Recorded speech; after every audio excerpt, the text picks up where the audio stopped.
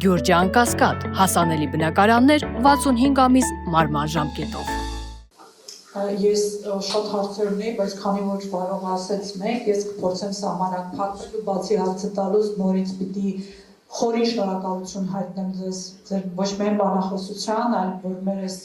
կործանված արժանապատվությունը այդքան բարձր եք պահում տարբերացյաններում եւ որ դա ուզում եմ բոլորս որդեգրենք այդ աշխատելավոճը, ինչ որ դուք եք անում եւ շնորհակալ եմ ձեզ դրա համար։ Գոնե երկու հարց։ Առաջինը պարոն Սիմոնյան, ձեր խոսքի հետ կապված Եթե ու երբ որ ունենանք Հայաստանի Հանրապետության շահերը պաշտպանող եւ հայ ժողովրդի շահերը պաշտպանող իշխանություն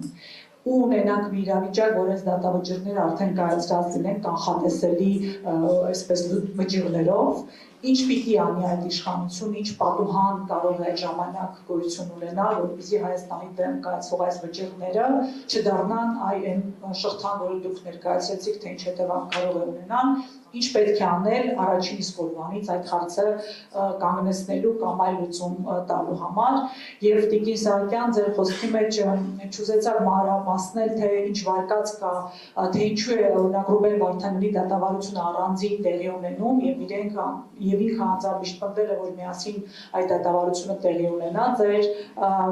բանիմաց քաջատեղյակ վարկածին ես կուզեմ ծանոթանալ թե ինչու է հենց այդպես տեղի ունենում այդ գործընթացը շնորհակալ եմ Շնորհակալություն Տիկին Թանգյան, տեսեք իրականում կա իրավական գործողությունների այսպես ցանկ, որ այսօրվա իշխանությունը պետք է անի։ Դա սկսած առանձին անձանց քրեական պատասխանատվության հարցի բարձրացնելուց, ներպետական եւ միջազգային արձաններում, վերջացած ընդհանուր մինչեւ միջազգային քրեական դատարան պատերազմական հանցագործությունների համար բավարար կարողանում են իրավական հաստատավորում ներկայացնել, մինչև այն միջազգային դատարաններում իրավական հարցերի բարձրացում, որոնցով Ադրբեջանը այս կամ այն միջազգային կոնվենցիայով պաշտպանված է։ Այսինքն մենք ունենք մոտավորապես 3-4 միգուցե 5 արկա գործիք իրավական, որ այսօր էլ կարող են կիրառել, վաղն էլ կարող են կիրառել, երբ որ կամ մի այնպիսի իշխանություն, որը ցանկանա դա կիրառել։ Բնականաբար, ինչքան շուտ իրավական գործիքները կիրառես, այդքան քո իրավունքների պաշտպանությունը ավելի արդյունավետ է, որովհետև ինչքան ուշ ես կիրառում, պետք է հիմնավորես ինչի ես նախկինում կիրառել, որովհետև կա ևս մեկ սովորական իրավունքի ինստիտուտ, էստոպելի ինստիտուտը, որ ասում է, որ դու քո իրավունքները ժամանակին չես պաշտպանում, քո չպաշտպանելու վարքագիծը կարող է մեկնաբանել, որպես քո իրավունքներից հրաժարվել։ Այսինքն ժամանակի գործումը ևս կարևոր է միջազգային իրավունքում եւ ոչ այլի պաշտպանության տեսանկյունից։ Դրա համար մենք այս հնարավորությունը մեր իրավունքների պաշտպանության հավերժ չունենք։ Չենք կարող ասել 10 տարի հետո որ լինի արդյունավետ լինի։ Այն ինչ որ կախված է պիտի արվի ցանկացած իշխանության կողմից որ կա այո, բայց արդյունավետության նվազման միտումը բնականաբար ակնհայտ է։ Հա, այս տեսանկյունից ակնհայտ է, բայց եթե Ադրբեջանը այսին կողմատեսած քայլերով առաջ գնա, սա փոքր քայլերի արվեստով մենք էլ ռեակտիվ գործողություններ պետք է անենք ու դրանից հետո անցնենք հակահարձակման իրավական հակահարձակման գործիքները եւ մի քանիսը կարող են բարձրաձայնել, կարող են չբարձրաձայնել, թողնենք հետո որ ավելի այսպես անակնկալի բերենք մեր հակառակը։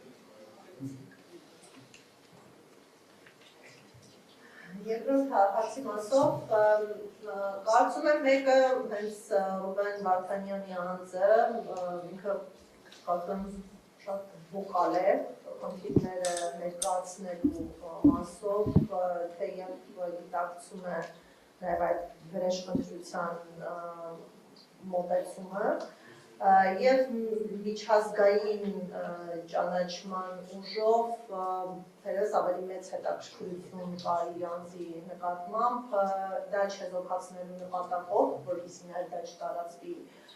մյուս անձանց դատավարություններին, կարծում եմ նպատակահարմար են համարել առանձնացնելը եւ երկրորդ գործոնը, որը կրկին առնչվում է տեղեկատվության սահմանափակման հետ, արդեն միջդատական հարթում իրենց հայտնի է եղել մասնավոր փաստաբան ունենալու հանգամանքը, անկեղծ ասած մասնավոր փաստաբանները մեկ խնդիր է լուծում, դա գոնե տեղի ունեցած դատավարական գործողությունների վերաբերյալ տեղեկություններ է տրամադրում եւ սա այլընտրանքային տեղեկատվություն է ի համեմատություն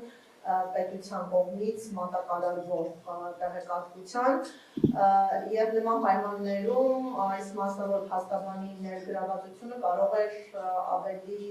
մեծ ինֆորմացիով զինել հայկական կողմին 15 դատավարությունների առնչությամբ դրա համար այս առանձնացումը եղավ եւ ինչպես տեսնում եք 15-ի գործով մենք ունենք ընդամենը այն ինչ տրամադրում է Ադրբեջանը մենք համեմատելու նյութ չունենք եղելությունը հասկանալու, ստուգելու, լրացնելու ողջ հնարավորություններից զրկված ենք միայն այն պատճառով, որ 15-ի գործով չկա մասնավոր փաստաբան, որը կարող էր այդ բազունակ հաղորդակցումը ապահովել հայկական կողմի ներկայացուցիչների հետ եւ այստեղ այո տեղեկատվության սակավություն այդ տեղեկատվության պահումը, տեղեկատվությունից զրկելը հայկական կողմի եւ պետական քարոզչական թեզերի առաջ մղումը կարծում եմ նրանց խնդիրներից է եւ դրա լուծման ուղի են դիտարկել դատավարությունների գործերի անջատումը։ Շնորհակալություն, մեջտեղում